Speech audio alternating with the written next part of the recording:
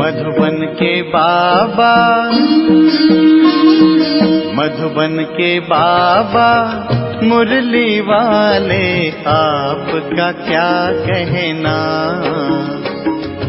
आपका क्या कहना। ओम शांति। आज 28 मई 2022 के साकार मधुर महावाक्य हैं। आज मीठे मीठे बाप दादा बोले, मीठे बच्चे, तुम्हारा प्यार आत्मा से होना चाहिए। चलते फिरते अभ्यास करो कि मैं आत्मा हूँ, आत्मा से बात करता हूँ, मुझे कोई बुरा काम नहीं करना है।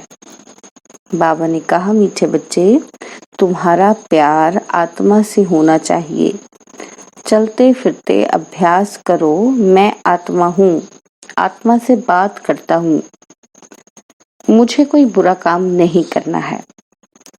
और आज मुरली का प्रश्न है, बाप द्वारा रचा हुआ यज्ञ जब तक चल रहा है तब तक ब्राह्मणों को बाप का कौन सा फरमान जरूर पालन करना है। और उत्तर में बाबा कहते, बाप का फरमान है कि बच्चे, जब तक ये रुद्र यज्ञ चल रहा है तब तक तुम्हें पवित्र जरूर रहना है। तुम ब्रह्मा के बच्चे, ब्रह्मा कुमार कुमारी कभी विकार में नहीं जा सकते। अगर कोई इस फरमान की अवज्ञा करते हैं तो बहुत कड़े दंड के भागी बन जाते हैं। और अगर किसी में क्रोध का भी भूत है तो वह ब्राह्मण नहीं।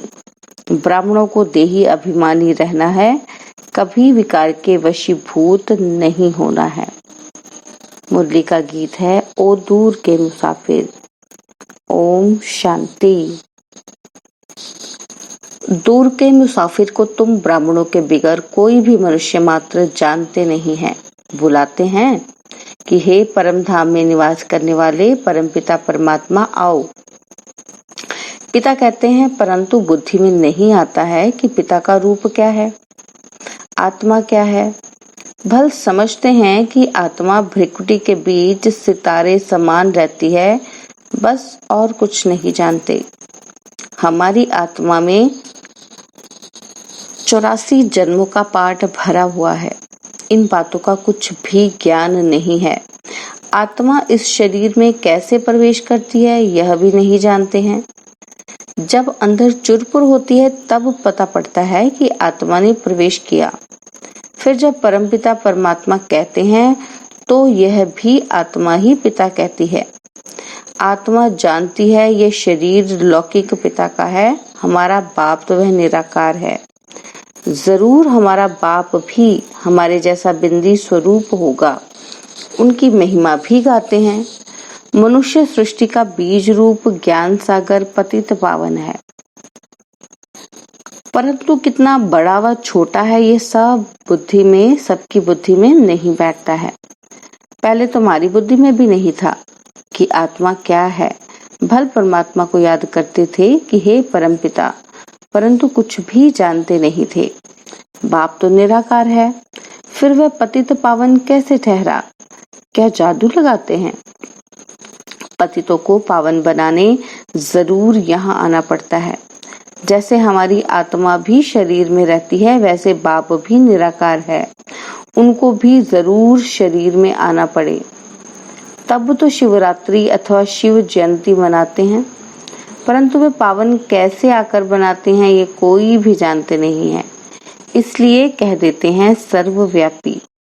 प्रदर्शनी में अथवा कहाँ भी भाषण आदि करने जाओ तो पहले पहले बाप की ही पहचान देनी है, फिर आत्मा की।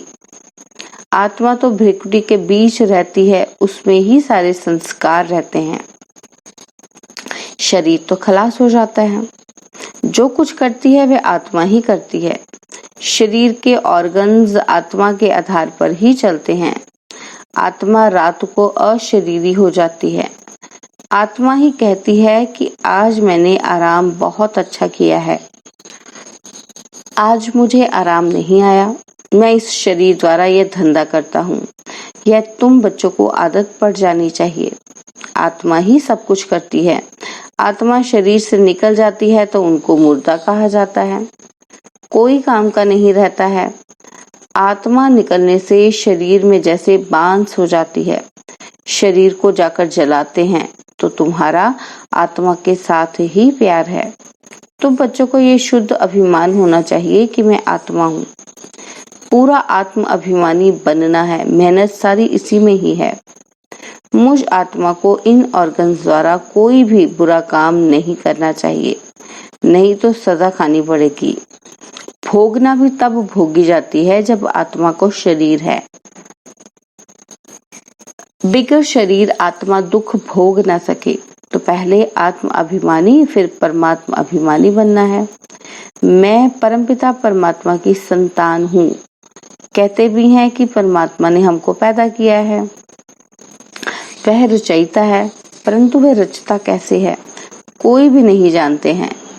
अभी तुम जानते हो कि परमपिता परमात्मा नई दुनिया की कैसे स्थापना करते हैं। पुरानी दुनिया में रहते हैं। देखो कैसी युक्ति है, उन्होंने तो प्रलय दिखा दी।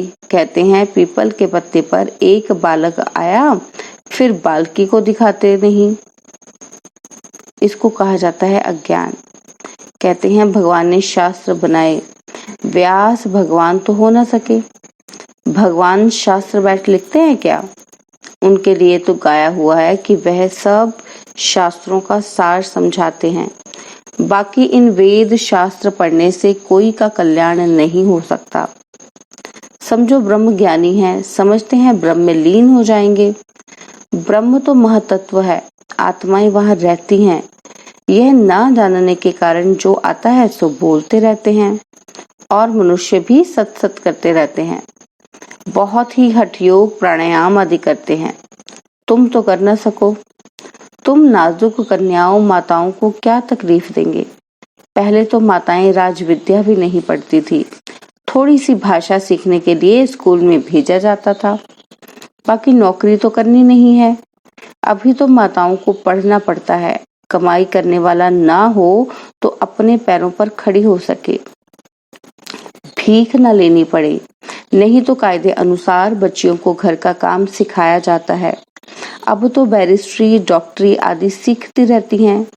यहाँ तो तुमको और कुछ करना नहीं है, सिर्फ पहले पहले कोई को भी बाप का परिचय देना है। निराकार को तो सभी शिव बाबा कहते हैं, परंतु उनका रूप क्या है कोई भी जानते नहीं है। ब्रह्म तो तत्व है, जैसे ये आकाश कितना बड़ा है, अंत नहीं पा सकते, वैसे ब्रह्म तत्व का भी अंत नहीं है। उनके अंश मात्र में हम आत्माएं रहती हैं, बाकी तो पोलार ही पोलार है। सागर भी अथाह है, चलते जाओ, पोलार का भी अंत नहीं पा सकते। कोशिश करते हैं ऊपर जाने की, परंतु जाते जाते उनका सामान ही खुट जाता है। वैसे ही महतत्व भी बहुत बड़ा है, वहां जाकर कुछ ढूंढने की दरकार नहीं है। वहां आत्माओं को यह विचार करने की भी दरकार नहीं। ढूंढने से फायदा ही क्या होगा? समझो स्टार्स में जाकर दुनिया ढूंढते हैं, परंतु फायदा ही क्या है? वहां कोई बाप को पाने का रास्ता नहीं है।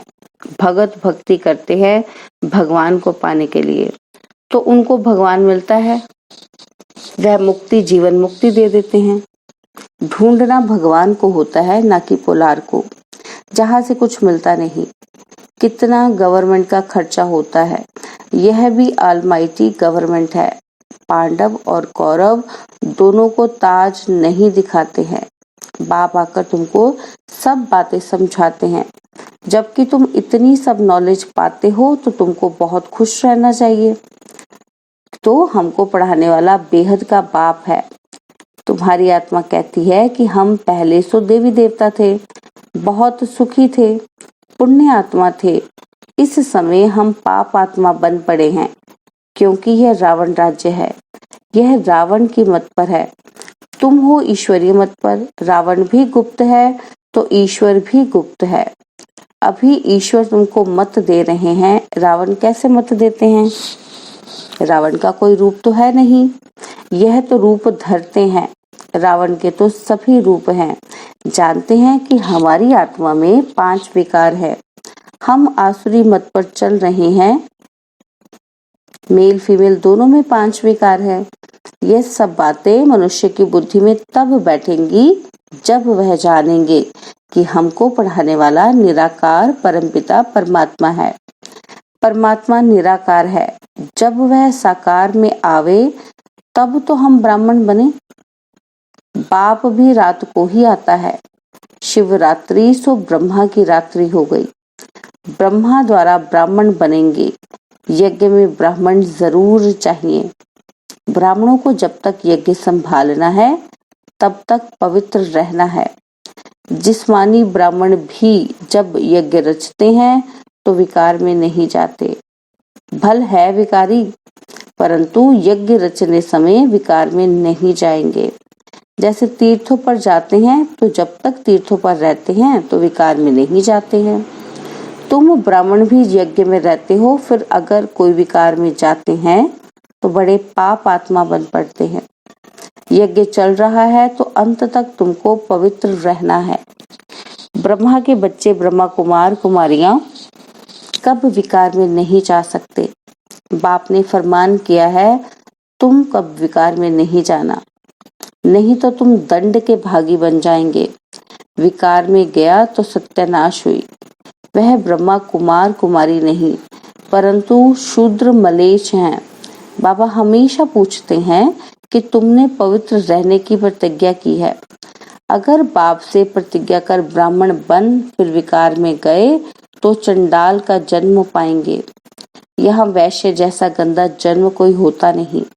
यह है ही वैश्यालय। दोनों एक दो को विष पिलाते हैं। बाबा कहते हैं कि माया भल कितने भी संकल्प लावे परंतु नग्न नहीं होना है। कई तो जबरदस्ती भी नग्न करते हैं। बच्चियों को ताकत कम रहती है। पवित्रता के साथ चलन भी बहुत अच्छी चाहिए। चलन खराब है तो वह भी काम के नहीं।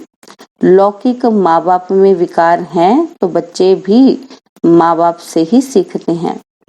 तुमको पारलौकिक बाप तो ये शिक्षा नहीं देते। बाप तो देही अभिमानी बनाते हैं। कभी क्रोध नहीं करना।